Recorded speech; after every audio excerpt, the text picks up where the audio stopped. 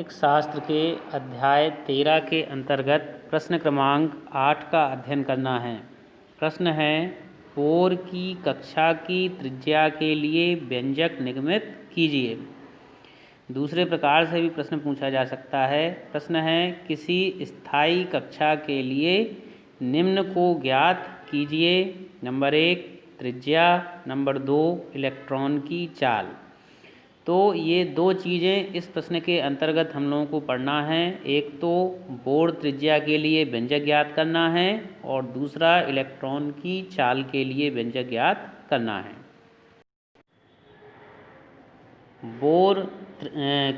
Bore की त्रिज्या के लिए व्यंजक देखते हैं। सबसे पहले मान लेते हैं कि किसी इलेक्ट्रॉन का द्रव्यमान स्मॉल m है और वह r त्रिज्या की nवीं कक्षा में v चाल से घूम रहा है।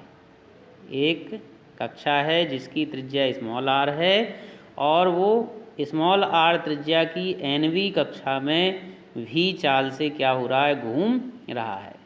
तो इस स्थिति में कोई भी वस्तु जब वृत्तीय मार्ग में घूमती है तो उसे घूमने के लिए आवश्यक अभिकेंद्र बल की आवश्यकता होती है। चूँकि ये जो इलेक्ट्रॉन है ये v चाल से r त्रिज्या के मार्ग में घूम रहा है, यानी वृत्तीय मार्ग में घूम रहा है, इसलिए इसे भी आवश्यक अभिकेंद्र बल की ज़रूरत होगी। तो आवश्यक अभिकेंद्र बल का सूत्र होता है mv²/r, तो वो यहाँ पे लिख देंगे। फिर कूलाम के नियम से नाभिक के धनावेश और इलेक्ट्रॉनों के बीच में लगने वाला आकर्षण बल निकाल लेते हैं। नाभिक के धनावेश और इलेक्ट्रॉन, धनावेश कहाँ होता है, नाभिक के अंदर, और इलेक्ट्रॉन कहाँ घूमते हैं, नाभिक के बाहर। इलेक्ट्रॉन में ऋणावेश होता है और नाभिक के अंदर धनावेश होता है। तो दो आवेशों के बीच में लगने वाले आकर्षण बल को किस सूत्र से ज्ञात किया जाता है, कूलाम के व्युत्क्रम वर्ग नियम के सूत्र से ज्ञात किया जाता है। तो उसी का यहाँ पर उपयोग कर रहे हैं। कूलाम के नियम के अनुसार F बराबर 1/4πε0 इंटू Q1 Q2/r², ये होता है। तो यहाँ पर देखो 1/4πε0 आ गया, इंटू में Q1 और Q2 इन दोनों के मान E होंगे और बटे में दूरी r²। ठीक है, तो कूलाम के सूत्र 1/4πε0 इंटू Q1 Q2/r² का यहाँ पर उपयोग किया। आवेश का मान यहाँ Q1 Q2 ना होकर E और E होगा। ठीक है, अब नीचे बराबर 1/4πε0 E और E का गुणा E² बटे में r²। तो ये इस प्रकार से आकर्षण बल का मान यहाँ पर निकल आएगा। अब कूलाम का व्युत्क्रम वर्ग नियम जब पढ़ा था तब उस समय बताया था हमने कि 1/4πε0 का मान होता है 9 × 10⁹ न्यूटन मीटर स्क्वायर प्रति कूलाम स्क्वायर। तो ये यहाँ पर बता देंगे। अब नाभिक के धनावेश और इलेक्ट्रॉनों के बीच में लगने वाले आकर्षण बल से इलेक्ट्रॉनों को वृत्तीय गति करने के लिए अभिकेंद्र बल प्राप्त होता है। चूँकि जो ये ऊपर बल निकाला है, नाभिक के धनावेश और ऋणावेश मतलब इलेक्ट्रॉनों के बीच में लगने वाला ये जो बल है, इसकी दिशा किस तरफ होगी, इसकी दिशा नाभिक के केंद्र की ओर होगी। और अभिकेंद्र बल की दिशा भी किस तरफ होती है, नाभिक के केंद्र की ओर होगी, क्योंकि इलेक्ट्रॉन नाभिक के चारों ओर घूम रहे हैं। कहने का मतलब है कि ये जो आकर्षण बल का मान ऊपर हम लोगों ने निकाला है, यही आकर्षण बल इलेक्ट्रॉनों को वृत्तीय मार्ग में घूमने के लिए अभिकेंद्र बल प्रदान करता है। ठीक है, तो इसका कहने का मतलब है कि अभिकेंद्र बल का मान लगने वाले आकर्षण बल के बराबर होगा। अभिकेंद्र बल का मान कितना है, mv²/r, बराबर में आकर्षण बल का मान कितना है 1/4πε0 इंटू E²/r²। तो दोनों को बराबर कर दिया। बराबर क्यों कर दिया, क्योंकि अभिकेंद्र बल कहाँ से मिलता है, इस आकर्षण बल से मिलता है, इसलिए दोनों आपस में बराबर होंगे। अब बोर का परमाणु मॉडल हम लोग पढ़ चुके हैं। बोर के परमाणु मॉडल में 2 नंबर के बिंदु में हमने बताया था क्वांटमीकरण का प्रतिबंध क्या होता है, और 3 नंबर का जो है उसमें हमने बताया था आवृत्ति का प्रतिबंध। तो यहाँ पर क्वांटमीकरण प्रतिबंध का यूज करते हैं। क्वांटमीकरण प्रतिबंध के यूज जब करेंगे तो इलेक्ट्रॉन का कोणीय संवेग mvr बराबर हो जाएगा NH/2π।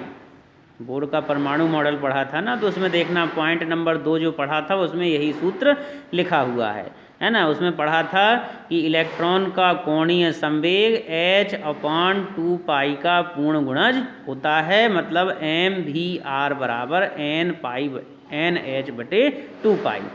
और उसमें ये भी बताया गया था कि n का मान 1 2 3 4 इस प्रकार से हो सकता है।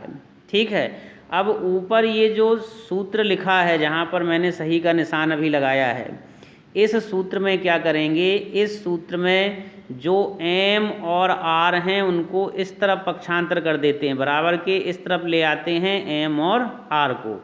तो बराबर के इस तरफ जब लाएंगे तो यहाँ पर v बचेगा, बराबर में m और r को उस तरफ पक्षांतर करेंगे तो NH/2π पहले से लिखा हुआ है, m और r जो पक्षांतर किया है वो बटे में आ जाएंगे, मतलब v बराबर हो जाएगा NH/2πmr। तो ये इस प्रकार से यहाँ पर समीकरण 2 बोर के क्वांटमीकरण प्रतिबंध के अनुसार प्राप्त हो जाएगा। अब चूंकि किसी स्थायी कक्षा की त्रिज्या के लिए मान निकालना है, तो स्थायी कक्षा की त्रिज्या के लिए जब मान निकालेंगे तो समीकरण 1 में मान रखेंगे।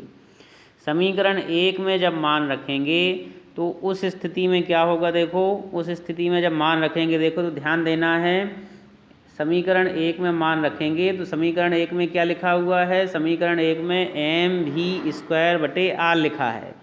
तो mv²/r को ऐसे लिख सकते हैं, देखो m/r को अलग लिख लिया, v का मान समीकरण 2 से रख देंगे और v का स्क्वायर लगा है तो इस पूरे मान पे स्क्वायर लगा देंगे, बराबर में 1/4πε0 इंटू e²/r²। ये जैसा लिखा था वैसा यहाँ पर लिख दिया। ठीक है, अब क्या होगा, देखो m/r की जगह पे m/r हो जाएगा, n का स्क्वायर h का स्क्वायर, पूरे पे होल स्क्वायर लगा है ना, तो n का स्क्वायर h का स्क्वायर लिख सकते हैं, और बटे में 2 का स्क्वायर 4 हो गया, पाई का स्क्वायर m का स्क्वायर r का स्क्वायर। ठीक है, अब क्या होगा, देखो यहाँ पर ध्यान देना है, इसमें जो 4 लिखा है ये 4 बराबर के इस तरफ जो 4 लिखा है इससे कट जाएगा, बराबर वाला मान है जैसा का वैसा लिख दिया, बराबर के उस तरफ जो 4 लिखा है उस 4 से ये 4 कट जाएगा। ठीक है, 1 पाई का मान भी बराबर के इस तरफ जो है उससे कट गया, मतलब 4 पाई से 4 पाई दोनों तरफ कैंसिल कर दिए, दोनों तरफ भाग में लिखे हैं 4 पाई, पक्षांतर करेंगे तो गुणा में आ जाएगा, तो 4 पाई से 4 पाई यहाँ पर कैंसिल कर देते हैं, बाकी मान जैसा था वैसा यहाँ पर लिख देते हैं। ठीक है, अब कैंसिल करने के बाद क्या बचा, देखो ऊपर बच रहा है n का स्क्वायर h का स्क्वायर और m, और बटे में क्या बच रहा है, बटे में m का स्क्वायर r² और r का गुणा होगा तो r³, और 4 पाई स्क्वायर में से 1 पाई कटा है तो 1 पाई यहाँ पर बचेगा, बराबर के इस तरफ देखते हैं, देखो 4 पाई से 4 पाई कट गया था तो 1/ε0 बचा, e का स्क्वायर बटे में r का स्क्वायर। ठीक है, अब क्या होगा, यहाँ पर देखो, यहाँ पर क्या करते हैं, ऊपर 1 m लिखा है, इस 1 m से नीचे का 1 m कट जाएगा। ठीक है, तो काटने के बाद क्या बचा, देखो n² h², m से m कट गया, बटे में पाई बचा, 1 m बचा और r³ बचा, बराबर के इस तरफ 1/ε0 बचा, इंटू में e²r², तो बराबर के इस तरफ जैसा लिखा था वैसा लिख देते हैं। इसके बाद क्या करते हैं, देखो थोड़ा सा ध्यान देना है, इसमें क्या करना है, देखो थोड़ा सा ध्यान देंगे, यहाँ पर ये 1/ε0 और e² इन दोनों को बराबर के इस तरफ पक्षांतर करना है, यहाँ लाना है, e²/ε0 इन दोनों को कहाँ लाना है, बराबर के इस तरफ, और r³ को बराबर के उस तरफ ले जाना है, तो जब ऐसा करेंगे तो क्या हो जाएगा, देखो नीचे N square H square, epsilon 0 को उस तरफ से पक्षांतर किया तो भाग में लिखा था तो गुणा में आ गया, बटे में पाई एम और किसको पक्षांतर किया, ई स्क्वायर को उधर से पक्षांतर किया तो बटे में यहाँ पर ई स्क्वायर आ गया। ठीक है, तो इप्सिलॉन 0 और ई स्क्वायर को इस तरफ पक्षांतर कर दिया तो ऐसा आ जाएगा। बराबर के उस तरफ आर स्क्वायर पहले से लिखा हुआ था, ये आर क्यूब को बराबर के उस तरफ पक्षांतर करेंगे, आर क्यूब भाग में लिखा था पक्षांतर करेंगे तो इस प्रकार से आर क्यूब गुणा में पहुंच जाएगा। तो ये ऐसा यहाँ पर समीकरण प्राप्त हो जाएगा। अब क्या है, देखो यहाँ पर आर स्क्वायर की 2 घातें आर क्यूब के इससे कट जाएंगी, तो आर स्क्वायर से आर क्यूब की 2 घातें जब कटेंगी तो एक आर यहाँ पर बचेगा, और बराबर के इस तरफ जैसा लिखा था वैसा का वैसा लिख देते हैं। ठीक है, तो अब इतने के बराबर में आर है, इसका मतलब आर के बराबर में इस पूरे को यहाँ पर लिख देंगे। ठीक है, तो ये इस प्रकार से समीकरण 3 जो यहाँ पर प्राप्त हुआ है, ये आर का मान है, आर मतलब बोर की स्थायी कक्षा की त्रिज्या के लिए ये मान प्राप्त हुआ है। एक चीज़ यहाँ पर ध्यान देना है, समीकरण 3 ये जो आया है, इस समीकरण 3 में n क्या है, इलेक्ट्रॉनों की संख्या। ठीक है, h क्या है, प्लांक नियतांक, ये नियतांक है। इप्सिलॉन 0 माध्यम का परावैद्युता है ना, पाई का मान 3.14, m है इलेक्ट्रॉन का द्रव्यमान, e है इलेक्ट्रॉन पर आवेश। तो इस पूरे सूत्र में यहाँ पर ध्यान देना है, इस पूरे सूत्र में एन स्क्वायर मतलब इलेक्ट्रॉनों की संख्या जो है वो केवल अनिश्चित है। अनिश्चित है माने उसका मान बदल सकता है, 1 इलेक्ट्रॉन भी हो सकता है, 2 इलेक्ट्रॉन भी हो सकते हैं, 3 इलेक्ट्रॉन भी हो सकते हैं, इनका मान कुछ भी हो सकता है। बाकी जो हैं वो सभी नियत हैं, प्लांक नियतांक नियत है ही, इप्सिलॉन 0 का मान भी निश्चित है, पाई का मान भी 3.14 है, m इलेक्ट्रॉन पर द्रव्यमान का मान भी निश्चित है, ई का मान, सभी मान निश्चित हैं। तो सभी मान निश्चित हैं मतलब ये सभी क्या हैं, नियतांक हैं, जिनके मान निश्चित होते हैं उन्हीं को नियतांक कहा जाता है। इसका मतलब ये सभी नियतांक हैं केवल n स्क्वायर को छोड़कर। ठीक है, तो नियतांक को जब हटाएंगे तो क्या आएगा, बीच में अनुक्रमानुपाती का निशान आएगा। इसका मतलब r अनुक्रमानुपाती n square, r अनुक्रमानुपाती n square मतलब बोर कक्षा की जो त्रिज्या है वो n स्क्वायर के अनुक्रमानुपाती होती है, मतलब इलेक्ट्रॉनों के संख्या के वर्ग के अनुक्रमानुपाती होती है। तो उसी चीज़ को यहाँ पर नीचे लिखा गया है कि बोर की किसी स्थायी कक्षा की त्रिज्या n स्क्वायर के अनुक्रमानुपाती होती है। दूसरी चीज़ इसमें जो निकालना है वो है इलेक्ट्रॉन की चाल।